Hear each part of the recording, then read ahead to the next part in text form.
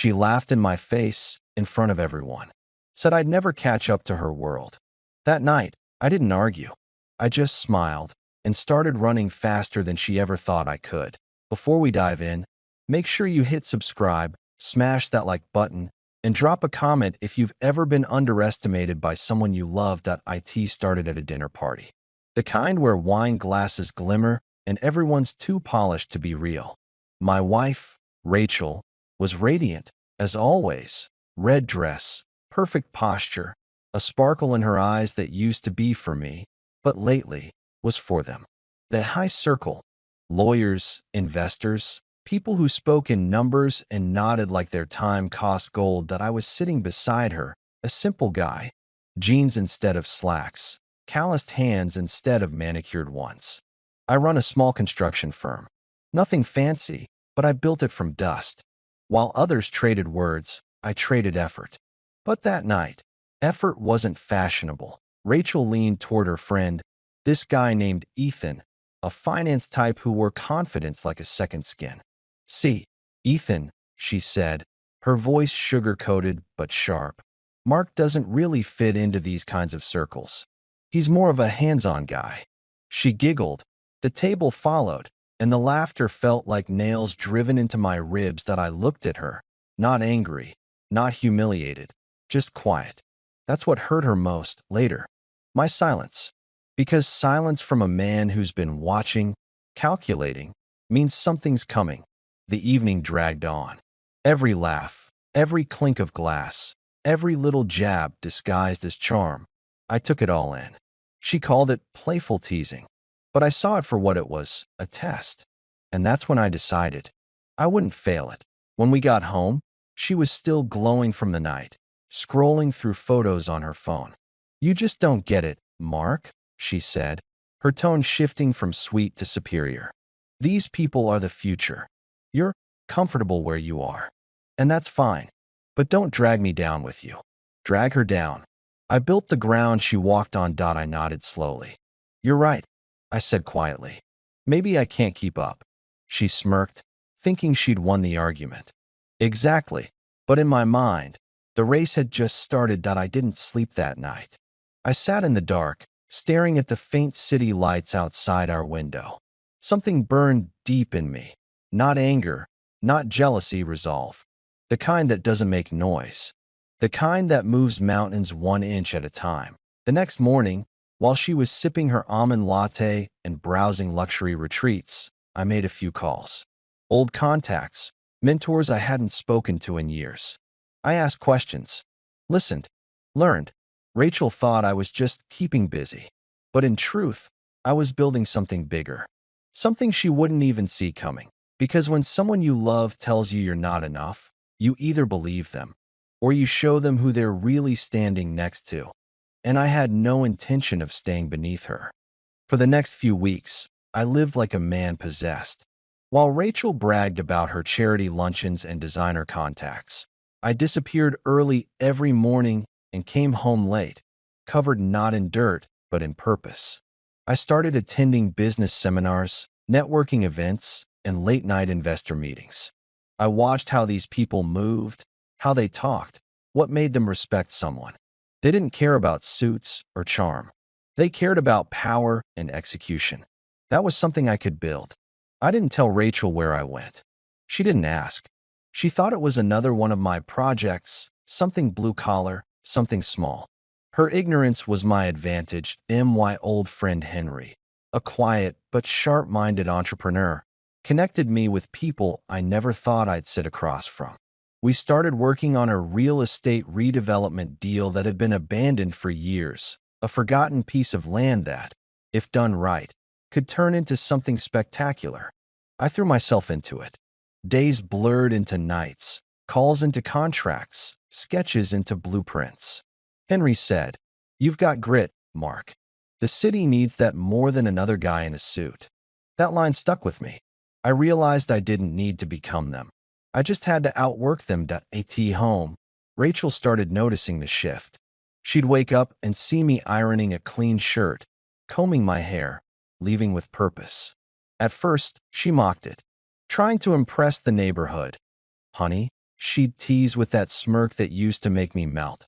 Now just hardened something inside me. I'd just smile. Silence became my weapon. Every time she tried to draw me into an argument, I gave her nothing. No emotion, no defense. Just calm. That calm drove her insane. Meanwhile, I upgraded my connections. The small investor meetings turned into boardroom discussions. I learned how to speak their language, not with arrogance, but with precision. I started getting invited to private dinners, industry previews, and events that Rachel only saw through glossy magazine photos. Still, I said nothing. I wanted her to learn through absence, not explanation. One Friday evening, she hosted a cocktail gathering at our house. It was one of her elite circles again, the women dripping in perfume and men talking about stocks they didn't really own. Rachel played her role perfectly, the sophisticated wife with the less than sophisticated husband. When I walked in, wearing a tailored black suit I'd earned, not borrowed, the room went quiet for just a second.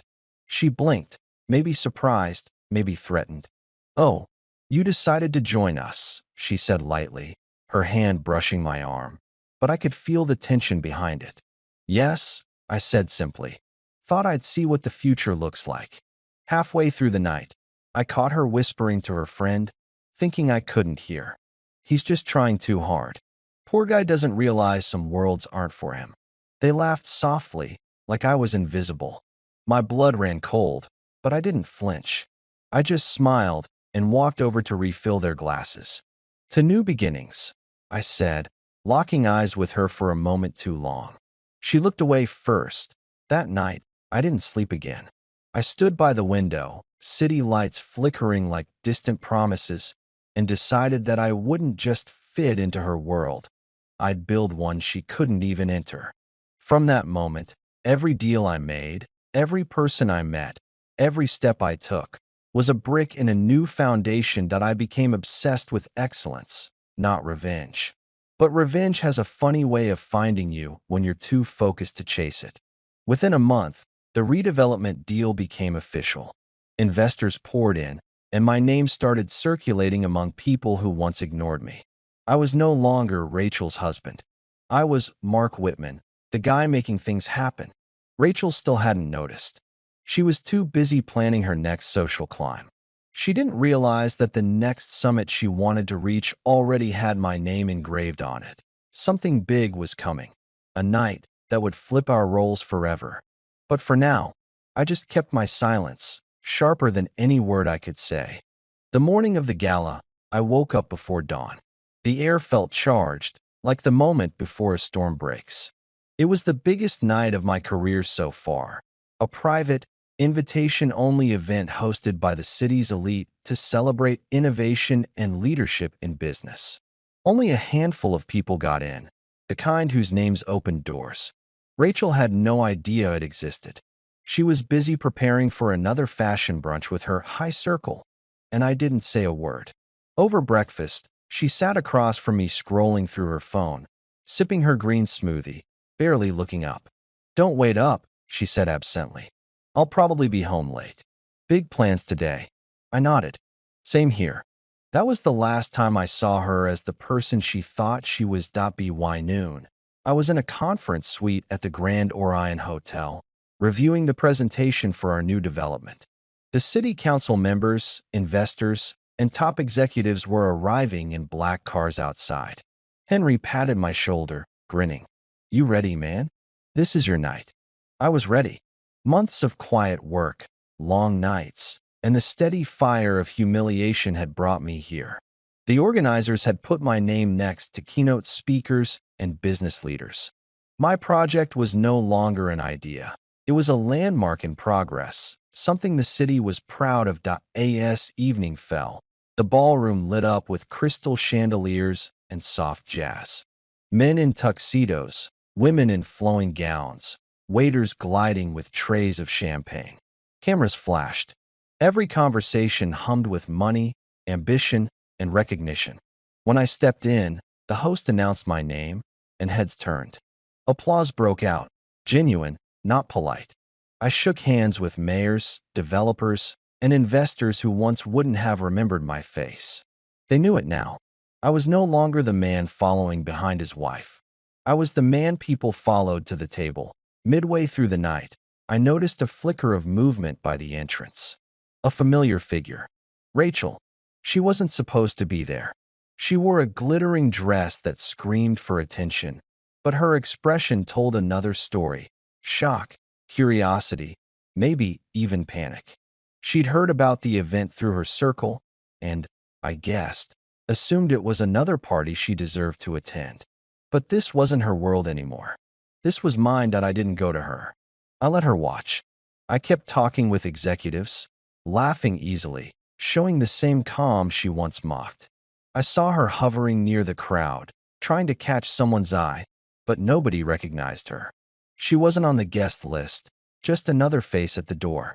The guards hesitated at first, then let her in out of confusion. She drifted from group to group, trying to fit in, but the tone of the room had changed.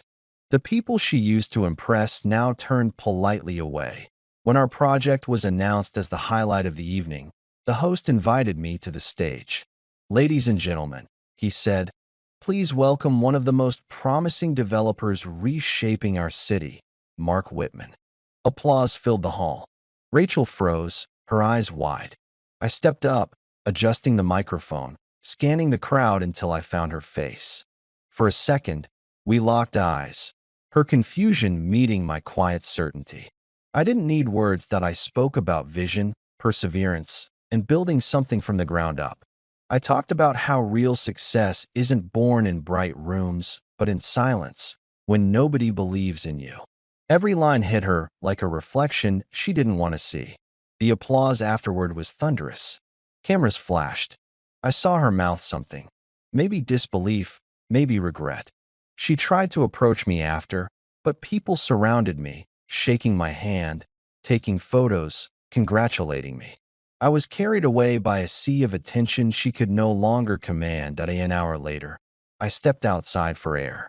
The night was cool, the city alive below. I heard heels clicking behind me. Rachel's voice, soft now, uncertain. "Mark." I turned. Her confidence had vanished, replaced with something small, almost human. "You didn't tell me you were involved in all this." Her tone tried to sound casual, but it cracked halfway. I shrugged. "You didn't ask." Silence stretched between us, the kind that says everything. She looked around, watching people walk past us, some of them nodding at me respectfully. She wasn't used to that, to being the one unacknowledged. Her eyes glistened under the streetlights. "You've changed," she said finally. I smiled faintly. "No, Rachel. You just stopped looking." Then I walked back inside, leaving her standing there, alone among the lights. The night didn't end with a bang. It ended with quiet clarity. I had climbed the mountain she thought she owned, and when I reached the top, I realized she wasn't even on it. But the final chapter of this story wasn't written yet, and what came next would cut deeper than either of us expected. The morning after the gala, the house was silent. Rachel moved around carefully, as if afraid to disturb something fragile between us. I sat by the window, sipping black coffee, watching the sun climb over the skyline that now held one of my developments. She finally spoke. "Mark, about last night, I didn't turn." "Yes." She hesitated, searching for words that used to come easily. "I didn't realize how big it was. Everyone was talking about you." I nodded slowly. "They usually do, when you've built something worth talking about." Her eyes flickered. She wanted to fight back, to reclaim her old tone of authority, but the words never came. She just stood there, small and unsure, in the same kitchen where she used to lecture me about ambition. For days, she tried to act normal. Dinners, forced smiles, soft apologies that sounded more like rehearsed scripts. But I saw through them. The imbalance had shifted, and she didn't know how to live in this new gravity. I wasn't cruel. I was just done. I'd spent years being the shadow beside her spotlight, and now that the light had turned, she couldn't bear the shade. My phone buzzed constantly with invitations, meetings, interviews. I was scheduled to appear at a private investment summit in Miami, an event for industry leaders and visionaries. The same circles Rachel had once worshipped were now reaching out to me. I told her about the trip over dinner. It's invitation only, I said casually. She looked up sharply. Miami? That's impressive. They asked for me personally, I replied. She forced a smile, nodding too quickly. Of course they did. You've done well, Mark. But her eyes told the truth, jealousy mixed with fear. When I left for Miami, she didn't come to see me off. I didn't expect her to. The summit was another level entirely. High security, exclusive panels, private gatherings overlooking the ocean. I stood on the rooftop terrace one night, surrounded by people who once wouldn't return my calls. They listened when I spoke now. They valued my opinions. I wasn't chasing validation anymore. I was shaping the future of something real. I thought about Rachel briefly, how she used to say, "You can't keep up with me." I almost laughed out loud. The distance between us had become more than emotional. It was now an ocean apart. When I came home a week later, she was waiting in the living room, dressed carefully, makeup perfect, like she'd been practicing a scene. "Mark, can we talk?" she asked softly. I sat down across from her, calm as always. "Go ahead." She leaned forward, trying to sound sincere. "I've been thinking. Maybe we just lost track of each other. You've grown, and I stopped growing," I interrupted quietly. Her lips parted, offended but unable to deny it. "That's not fair," she said weakly. "Fairness isn't the point, Rachel. Respect is." She swallowed hard, looking down at her manicured hands. "I miss us," she whispered. I studied her face, the same face that once glowed with superiority. Now it was just a mask of regret. "You miss the version of me that needed your approval," I said. "That man's gone." Tears welled up in her eyes, but I felt nothing. I'd already let her go months ago, the night she laughed at me. She stood up abruptly, pacing. "You think you're better than me now?" I met her gaze. "No, I just stopped believing I was beneath you." The words hit her harder than any argument could. She turned away, shoulders shaking. But there was no apology strong enough to rebuild what she had broken. The silence between us stretched, and then she whispered, "So what happens now?" I stood, picking up my jacket.